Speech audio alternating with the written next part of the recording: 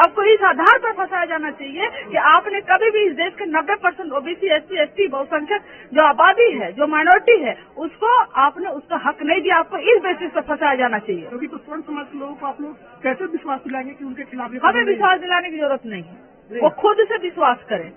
वो खुद से विश्वास करें कि हजारों सालों से सत्ता का सुख भोगने वाले लोग, हजारों सालों से संस्थानों में बैठने वाले लोग, हजारों साल से देश की यूनिवर्सिटियों में, देश के संस्थानों में, जहां गुरुकुल हो, जहां जो भी जिस तरह की हमारी व्यवस्था रही, एजुकेशन सिस्टम, हर जगह से कब्जा करने वाले लोग, अगर आज हमें कोई हक मिल रहा है तो हम तुम्हें क्यों भरोसा दिलाएं?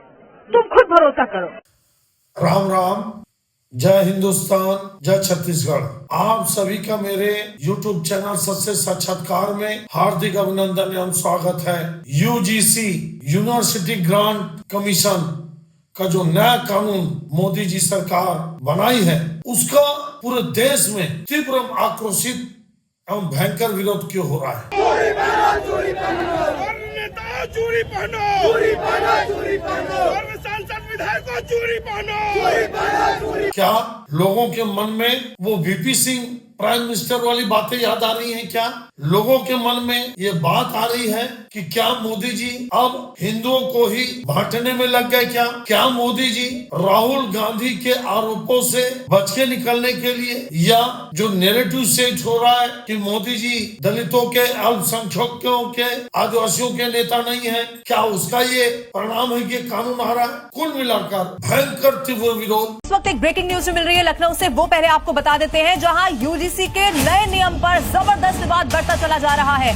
उत्तर प्रदेश में 11 बीजेपी पदाधिकारियों ने इस्तीफा दे दिया है। महामंत्री आलोक तिवारी ने भी इस्तीफा दे दिया है। ये देखिए इस्तीफे की कॉपी इस वक्त आपके टेलीविजन स्क्रीन पर हम आपको दिखा रहे हैं। इस्तीफा दे दिया है। नए नियम से जो सवर्ण समाज है वो नाराज है। एक तरफ जो लोग हैं वो सड़कों पर उतरकर प्रदर्शन कर रहे हैं, तो दूसरी तरफ ये देखिए 11 बीजेपी पदाधिकारी ऐसे जो कि इस्तीफा दे चुके हैं। हालांकि समझाने की लगातार कोशिश की जा रही है कि सवर्णों की बेहतरी के लिए ही ये किया जा रहा है।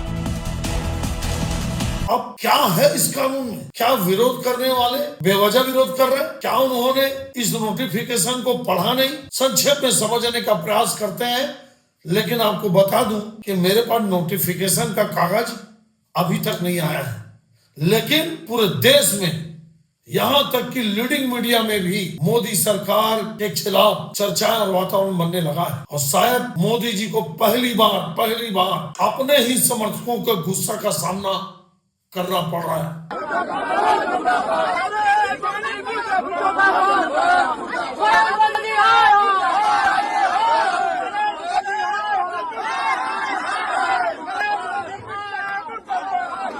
मोदी जी जनवरी में कानून बनाते हैं, promotion of equity in higher education institute regulation 26। इसका जो क्लॉज 3C है, उसके बारे में ज्यादा आपत्ति है। इस कानून के तहत मोदी जी जितने कॉलेजेस हैं, जितने यूनिवर्सिटी हैं देश में, यूजीसी के माध्यम से 3 संस्था बनाना अनिवार्य कर दिए। पहला equal opportunity centre, equalities committees और इक्विटी स्क्वाड्स। और इसमें इस कड़े कानून में ओबीसी समूह को भी शामिल कर दिया गया। क्या है मामला? देश में एससी, एसटी और कुछ ओबीसी समूह के लोगों ने आत्महत्या किया, या मोदी जी को ये लगा कि हत्या सिस्टम की कमी के कारण नहीं, सवर्णों को भयभीत करने से, सवर्णों के खिलाफ एक्शन लेने से, सवर्णों को भयभीत और डराकर एजुकेशन कॉलेज और यूनिवर्सिटी में पढ़ाने से, कॉलेज और यूनिवर्सिटी में भय का माहौल व्याप्त करने से ऐसी परिस्थितियों से बचा जा सकता है। और फिर नाम देखिए, इक्वल अपॉर्चुनिटी सेंटर, बराबरी का केंद्र, इक्वलिटीज कमेटी, एक कमेटी बनेगी जो शिकायतों पर जांच करेगी, और इक्विटी स्क्वाड, एक स्क्वाड बनाना पड़ेगा कॉलेज को और यूनिवर्सिटी को। क्या अगर सवर्ण समाज के लोग, अल्पसंख्यक, मुसलमान, जैन, बौद्ध, सिख, कोई भी ओबीसी समूह, एससी, एसटी के ऊपर कोई भी गलत व्यवहार या भेदभाव या असमानता का व्यवहार करता है, तो उसके खिलाफ कड़ा एक्शन होगा। उसको उस कॉलेज से, उस यूनिवर्सिटी से सस्पेंड कर दिया जाएगा या बर्खास्त कर दिया जाएगा बाद में, जांच के बाद। Shri Ram college of commerce में 3rd ईयर की स्टूडेंट और उनके साथ इस कानून के आने के बाद एक दलित छात्र उस लड़की से जाकर प्रपोज करता है। उस प्रपोज को वो लड़की ठुकरा देती है और ठुकराने के बाद वो दलित छात्र कहता है जो इसका परिणाम तुम्हें भुगतना होगा। उसके बाद होता ये क्या है, SC ST OBC एक्ट लगा दिया जाता है। उसके बाद 10 साल की जेल, जिंदगी बर्बाद, खत्म।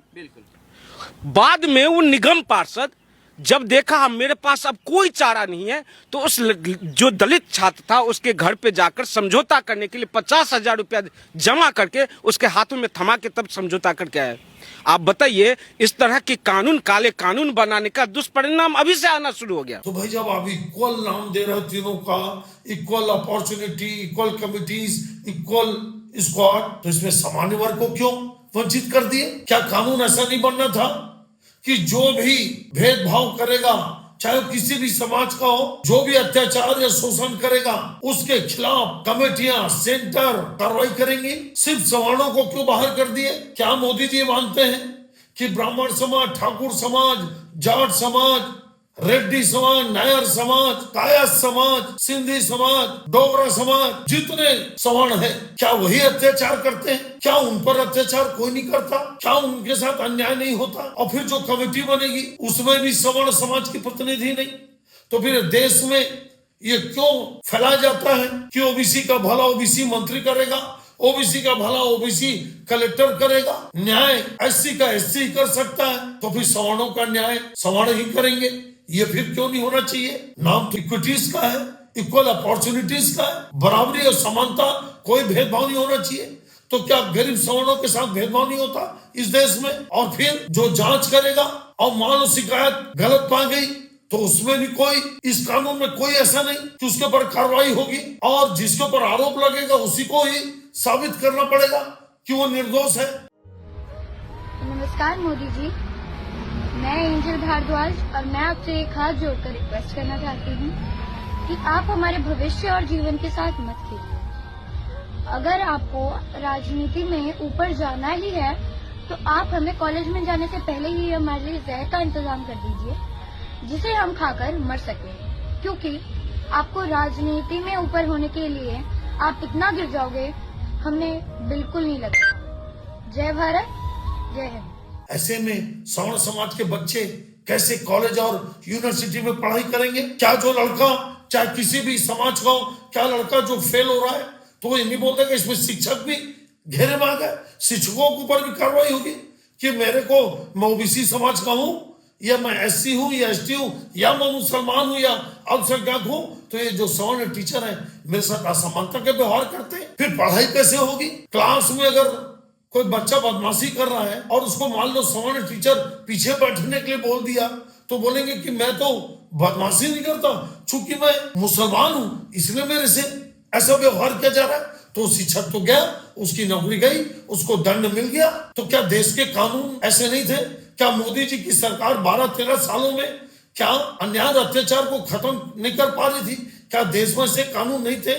क्या मोदी जी की सरकारें या बीजेपी की सरकारें राज्यों में जहां जाए, क्या वहां पर SC ST अल्पसंख्यक मुसलमान या अल्पसंख्यक समाज और ओबीसी के साथ अत्याचार हो रहा है? क्या उनके साथ शोषण हो रहा है? क्या उनको बराबरी का दर्जा नहीं मिल रहा है? मोदी जी, मैं खुद एक बहुत छोटे गांव से आता हूं, बहुत छोटे गांव से, टाट पट्टी में बैठकर, और स्कूल कॉलेज में पढ़ने वाले बच्चे कभी ये नहीं जानते कि मेरे साथ पढ़ने वाला लड़का कौन सी जाति का है, कौन से समाज का है। अपवाद तो कहा नहीं है, लेकिन इस कानून से मेरे को जो लग रहा है, ये तो शिक्षा के केंद्र तबाह हो जाएंगे। लोगों के दिमाग में पहले ही आएगा पढ़ने के पहले कि मैं इस जाति का हूं, वो उस जाति का है, उसको मेरे को कैसे फंसाना है, उसको नंबर को कैसे करना है, उसको मेरे को सस्पेंड कैसे कराना है, उस टीचर को कैसे सबक सिखाना है। समझ में नहीं आ रहा कि मोदी जी ओबीसी समाज को इसमें डालकर, इसमें पहले ओबीसी समाज नहीं था, कानून पहले इतना कड़ा नहीं था। मोदी जी ओबीसी समाज को इस कानून के दायरे में लाकर क्या सवर्ण और ओबीसी का हिंदुओं को बांटना चाह रहे हैं? क्या आपस में हिंदुओं को लड़ाना चाह रहे हैं? क्या मोदी जी मानकर बैठे कि वो प्राइम मिनिस्टर एक तेली समाज से आते हैं तो उनको मुख्यमंत्री या प्रधानमंत्री? क्या सवर्ण समाज ने कभी रोका आगे बढ़ने के लिए? क्या उनके साथ भी असमानता हुई? क्या उनके साथ भी भेदभाव हुआ? बहुत बड़े प्रश्न हैं। इसके कारण पहली बार इस देश में मोदी जी के खिलाफ इतना भयंकर वातावरण तैयार हो रहा है।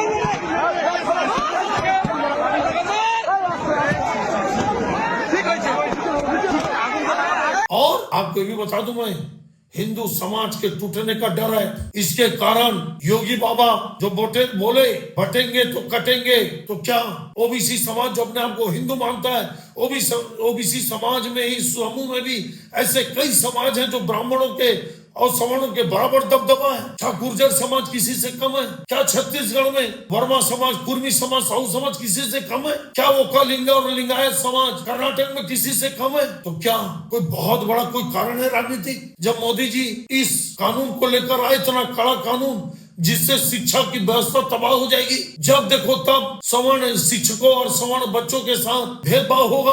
अगर किसी टीचर ने किसी लड़के को कम नंबर दे दिया तो वो तो साफ शिकायत करेगा कि मैं चूंकि ओबीसी समाज से आता हूँ या SC/ST से आता हूँ या मैं अल्पसंख्यक समाज से आता हूँ, इसलिए मेरे को उस सवर्ण शिक्षक ने कम नंबर दिए। और जांच करने वाले भी उसी समाज के लोग, और शिकायत करने वाली अगर झूठा पा गया तो कोई दंड नहीं, पहले दंड का प्रावधान था, उसको मोदी जी ने हटा दिया। आखिर देश को किस दिशा में ले जाना चाहते हैं मोदी जी? ये प्रश्न विपक्ष के नेता कर रहे हैं, ये प्रश्न हिंदू समाज कर रहा है, ये प्रश्न सवर्ण समाज कर रहा है। मेरा निवेदन है मोदी जी, आप वीपी सिंह के रास्ते पर मत चलिए। आप समाज को, देश को बांटने का काम मत करिए। आपस में ले दे के योगी बाबा ने उत्तर प्रदेश में कानून व्यवस्था लाया, बिना भेदभाव के, बिना असमानता के। क्या इस देश में कानून की कमी पड़ गई? क्या BNS की धारा कम हो गई?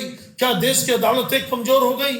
जो आप इतना कड़ा कानून लाए वो भी सिर्फ सवर्णों के खिलाफ। अरे आपको समानता लाना है तो सबको बोला तो ना कि जो कॉलेज और यूनिवर्सिटी में जो एक दूसरे को नीचा दिखाएगा, चाहे जाति के आधार पर, चाहे आर्थिक समानता के आधार पर, उनके खिलाफ कड़ा एक्शन होगा। लेकिन आपने एक बड़ा भयंकर, जैसे कि चर्चा है प्रिंट मीडिया, इलेक्ट्रॉनिक, उसी के आधार पर आज मैं अपना विश्लेषण बना रहा हूं। मेरे को लगता है कि भारत की शिक्षा व्यवस्था की नींव हिल जाएगी। स्टूडेंट पढ़ाई करना छोड़ के इस भेदभाव, असमानता की लड़ाई में कूद पड़ेंगे और भय से युक्त माहौल कॉलेज और यूनिवर्सिटी का हो जाएगा। लड़ाई झगड़ा बढ़ जाएंगे, राजनीतिक विध्वंसता बढ़ेगी। जिस स्कूल और कॉलेज के लड़के आपस में एक दोस्त और भाई बनकर पढ़ते हैं, वहां पर दरारें आ जाएंगी।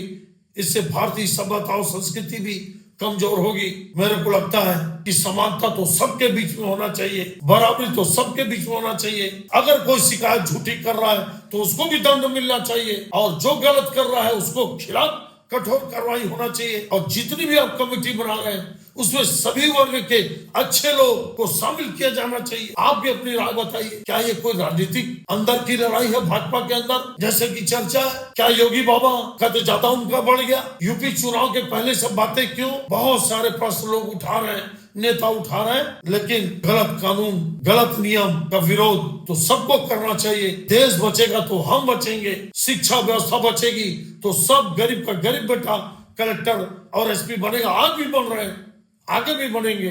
लेकिन अगर शिक्षा का माहौल देश में खत्म हो जाएगा तो कोई आगे नहीं बढ़ पाएगा। यह आंकड़ों विश्लेषण आपको कैसा लगा आप भी बताइएगा कमेंट्स कर। अच्छा लगा तो आप जरूर समर्थन दीजिएगा और मेरे सच से साक्षात्कार चैनल को सब्सक्राइब करना मत भूलिएगा। जय हिंद, जय छत्तीसगढ़।